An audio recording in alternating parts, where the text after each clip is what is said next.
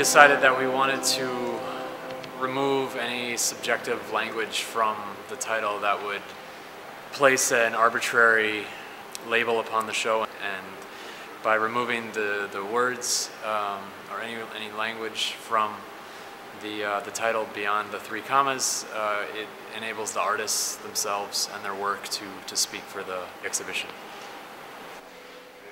By not placing any sort of thematic framework on the show, the artists are able to show work that they're just working on. So this is intended to be simply an extension of the artist studios. David and John left a lot of things to be considered during the construction or during the install. So we are playing with that model and trying to decide, along with everyone else or a lot of other people, where things fit the best. I was trying to really make something that in the exhibition space felt like what the work feels like in my studio, and try not to polish things up too much. And like I look at a lot of things laid out on a table, and I collect a lot of things that I photograph or you know, just lay around that I contemplate. So I really wanted to make something that felt kind of urgent for me, you know, and didn't, you know, still had some life in it once it came into the exhibition space.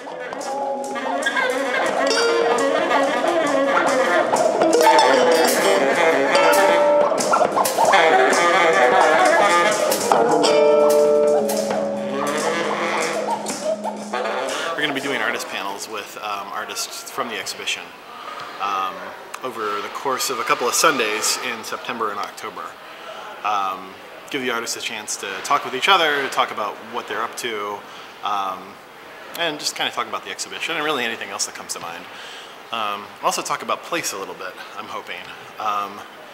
Since the soap factory is such a place itself, and where the soap factory is dictated so much about its history and about the sort of work that's happened here as a result. The soap factory is here because of the river. You know, the river is kind of the great economic fact of Minneapolis, especially historically. The river is where the mills went, and so the river is where the train tracks had to go in order to convey the stuff that was made in the mills to ship it out to the rest of the country, and the soap factory is here because of the railroad tracks. So it's all very related to the river. And of course, the thing that's changed in the last year or two is we've been cut off from the river in a very kind of real way. The new developments around here have kind of hemmed us in and taken away a lot of that space that connected this building to the river. So we're going to be doing the artist panels down by the river, and we'll be meeting it here 3 o'clock every Sunday for a couple of Sundays, and we will be marching down to the river with desks and benches in hand. We're going to have ourselves our artist panel right down there, kind of continuing to connect the soap factory as a space where art is made with the river itself. I'm Andy Sturdevant. I am one of the artists in the Comma show, and I have been asked by the curators to convene artist panels to speak very broadly about the work in the show and about anything else that might come to mind. So let's jump into this. We decided to make a film. It's a single take, and the film has a narrator that's narrating what you're seeing in the film. In the film, you're watching it on a screen of an iPod, and you're listening to the narrator talk to you about these pieces.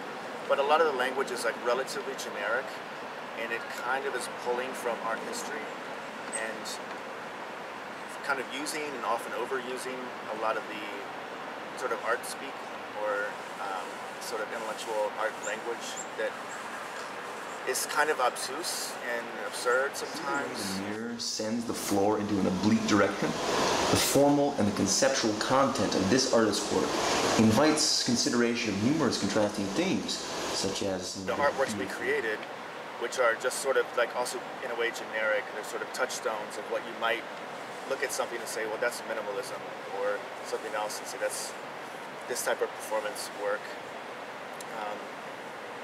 And sort of mine the history of art, or mine art history for this language, for these objects, as a way to reflect on how contemporary art functions in the gallery space, and how but one piece that we created might affect a current piece that's in the gallery because you're looking on a screen at it. You're looking at an artwork that we created in this sort of prior exhibition, but at the same time as commenting on how we experience the world today, like often through a screen, and we're getting information through screens, and we're in public places with a screen, and it's kind of isolated in some ways as well,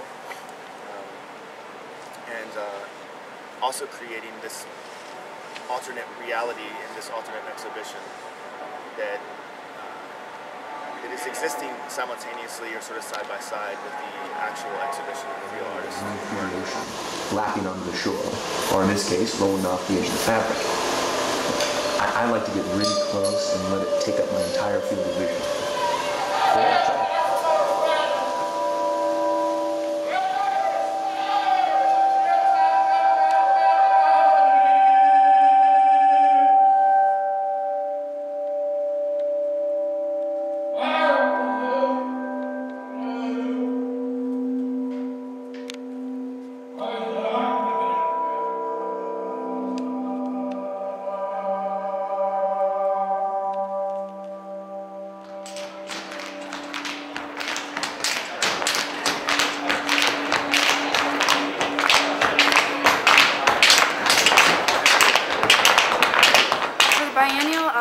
These 6 dancers, they will be performing a group piece.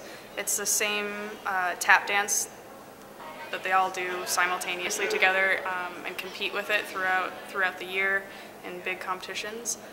Instead, they're speaking it verbally and all at different times. So the duration of the original piece, which is about 2 minutes and 30 seconds, is now expanded 5 to 10 minutes.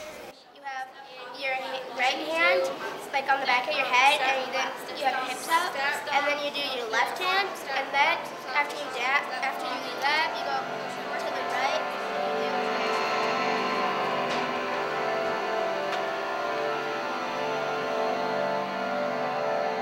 It's a 7-sided room, kind of trying to create a space within the gallery, completely separate from the gallery, to show our masks and paintings in.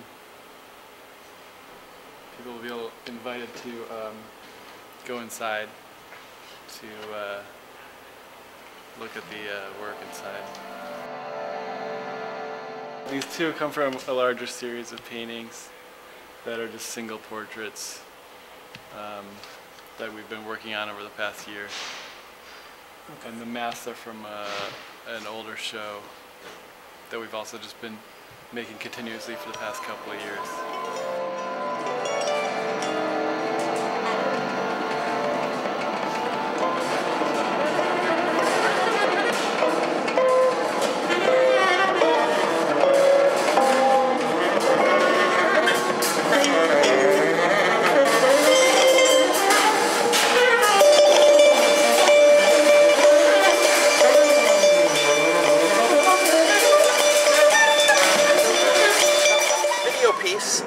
The Sex of Art is Narrative was made at Robert Rauschenberg's studio on Captiva Island in Florida. Last winter I did a Rauschenberg residency there as part of the pilot program of a new project that the Rauschenberg Foundation is just starting actually officially, like out in the world, and they did a couple trial runs and I was lucky enough to be asked to do one. And I found some really crazy looking lights. If you've seen the piece, you know what I mean, in the basement of the studio, and they were covered in dust, and I didn't know what they were. I just really liked them. They were really odd looking, and I convinced the administrative staff to let me take them out of storage and bring them up into the studio and start working with them. And I did all kinds of work with these lights. It turned out that Rauschenberg used these lights to introduce an element of chance into his work, which was often involved in his work.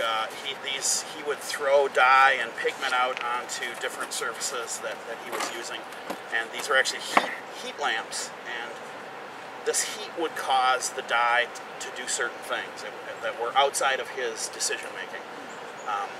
And so I got really interested in thinking about, that's an interest of mine, this idea that there is an outside order and that maybe objects and ideas have their own lives and that they come and get us as much as we might come and get them. And so I started thinking about sweating. And so I just started thinking about all the different things that happen to us, by us, and from us that we don't get to make decisions about. And sweating was one of those things. And so I like this idea that these lights were causing something inside of me. I also just like the idea that these lights, which affected a pretty long period of his work, were transforming me.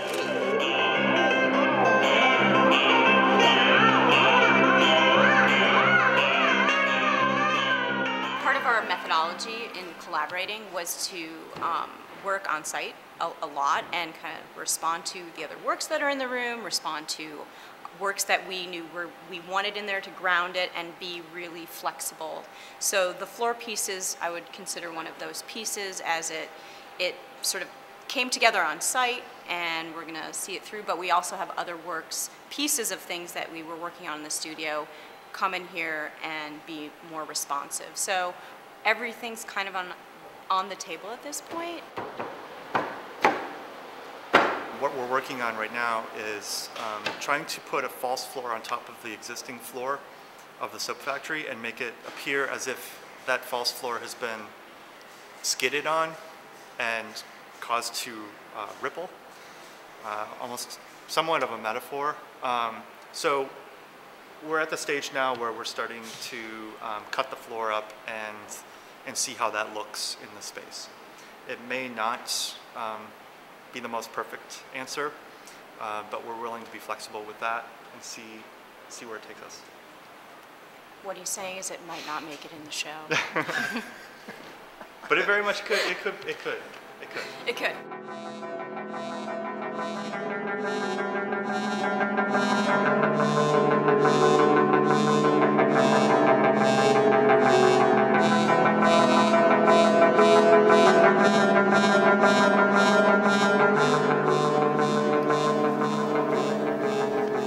Eventually this is going to be a large bullet-like object.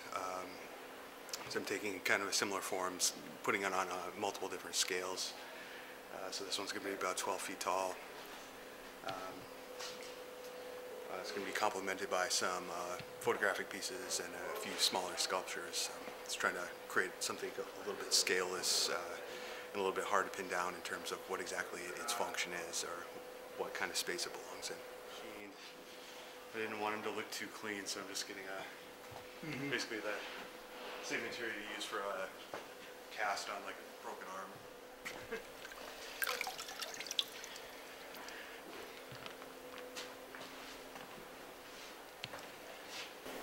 So I was doing like a sort of layer by layer, really clean, but just kind of like a digital feel to it. Yeah. So then I started playing around with the colors and I felt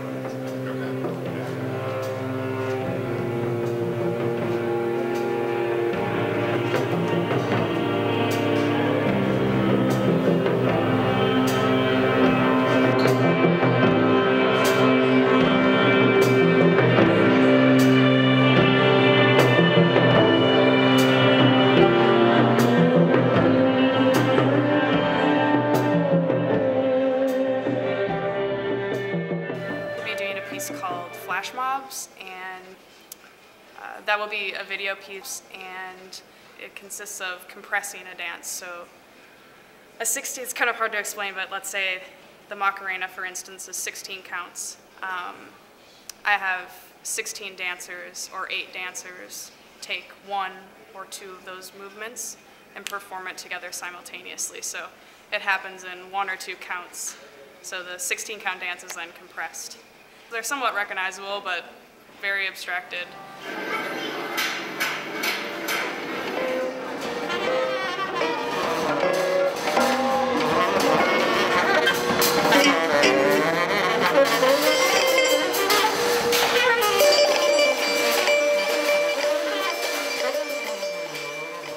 These popcorn bags are free, and As it's cooking, you can text me Reiki wave and I will be able to send the energy healing to the popcorn as it's cooking. Oh, I can feel it. I can feel the energy. I'm not kidding. Reiki level 2 certifies you to send it through space and time through a series of symbols. Reiki is on the same spectrum as microwaves in terms of energy work. They're just on opposite sides. So the concept is kind of double cooking your food to like have a healing experience and also like a normal consumption.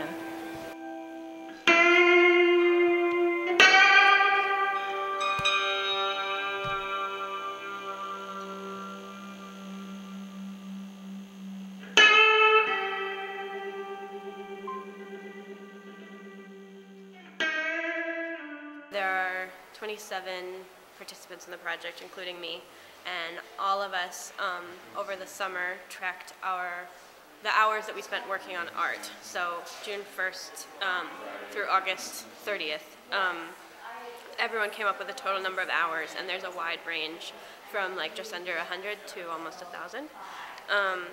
And the participants were then asked to get that number of hours in $1 bills and bring it to the gallery each time they work. So, so everyone has a different number of bills that corresponds to the hours that they actually worked, and this is my number based on the hours that I did over the summer. So there's this kind of arbitrarily assigning a value to the time that we spent.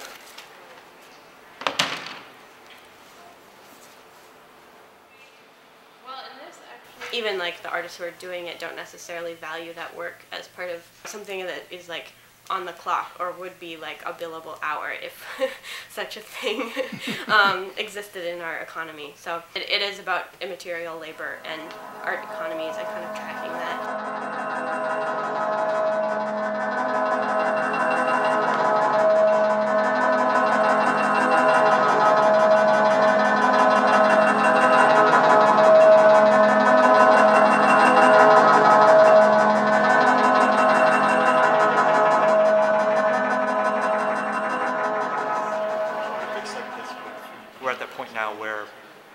Things are starting to go up.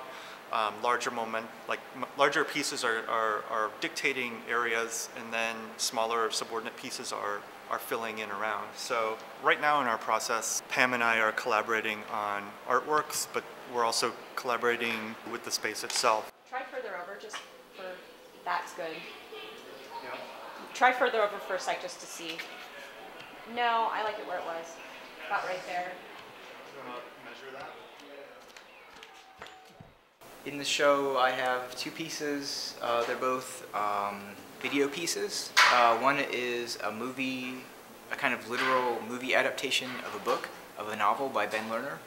And the other one is a table that has an integrated video projection on it. That there's a couple mirrors in this hole in the table, and then there's a projector under the table, and it projects onto the surface of the table onto a little screen. And so it's kind of like a stage where it sets up like a model space for a video installation to happen, just kind of in this ambiguous scale of what's happening on the surface of the table. I filmed the novel, or a reading of the novel from above, and there's one dolly shot that goes back and forth between the pages of the book, and there's enough time for each page, like it's subtitles, like there's enough time where you can read the entire page, and then it moves on to the next page. But it's also filmed in different scenes, so I'm choosing a setting and choosing the light, and the light changes during the scenes of the movie. So there's the narrative that's happening in the novel, but then there's the narrative that's happening in the movie, and they sometimes meet up and sometimes they're apart. But it's kind of a subtle narrative of what's happening in the movie, because it's really only dealing with the light on the page, essentially. For the most part, it's just whether the book is being read at night, during the day, with what kind of light. In a way, it's a very faithful adaptation. If you were thinking about of this novel, this is the most faithful adaptation you will see of this novel.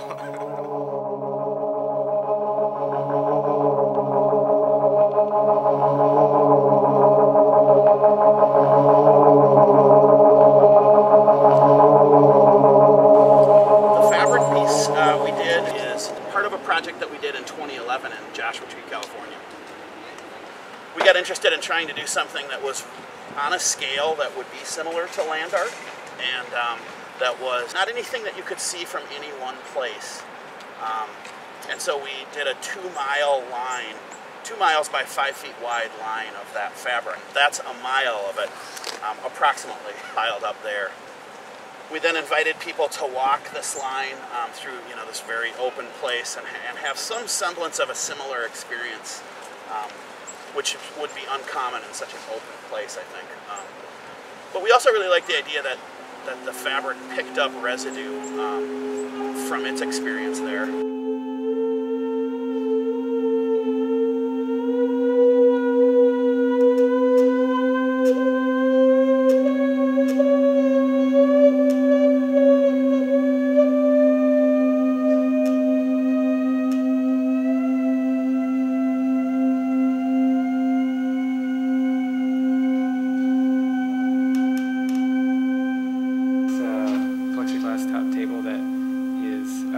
To display photographs and objects that I've made, and they all, sort of relate to one another in the making of it. Like for instance, to be really specific, like this third sawhorse, I copied this sawhorse because I needed, 3 sawhorses to make the span of this table, and it's just a lot of it is about like the idea of making something, and then based on the making of that.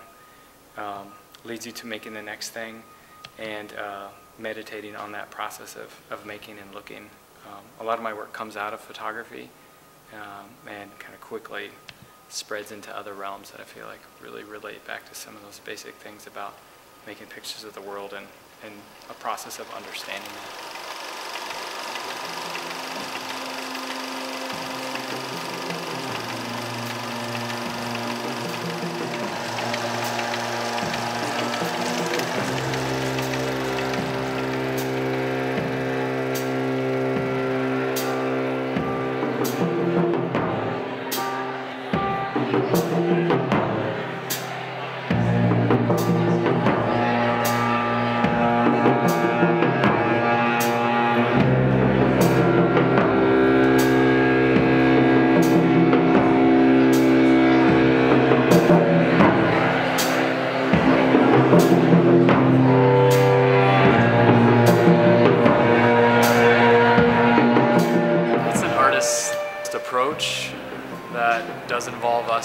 Stepping back or maintaining a certain amount of distance, allowing them a certain amount of space to make their work and not to make our work, and for them to make the show and not necessarily for us to create a show that their work has to somehow respond to. Our show responds to their work.